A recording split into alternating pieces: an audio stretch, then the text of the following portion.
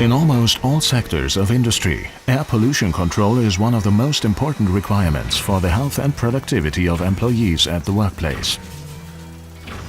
Gases, fumes or smoke are produced in the air during grinding, milling, melting and varnishing processes. These are often extremely dangerous and harmful substances for people. They have to be sucked away and filtered. Keller Lufttechnik, based at the foot of the Swabian Alp, has been a specialist for tailor-made suction and industrial filter systems for over 100 years. Our slogan is a benchmark for clean air, because we try to bring energy efficiency, resource efficiency and sustainability under one roof.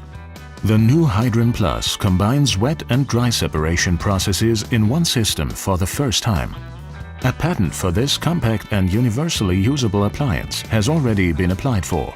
The biggest advantage for the environment is the recirculation of clean air. In other words, the cleaned air is reintroduced into the working area. And in that way, a lot of energy is saved. The system enables an environment-friendly circular flow of cleaning fluid and in that way saves considerable amounts of water. The market simply needed HydronPlus. There was a demand for a product which combined wet and dry separation processes. Negative pressure sucks the contaminated air into the system.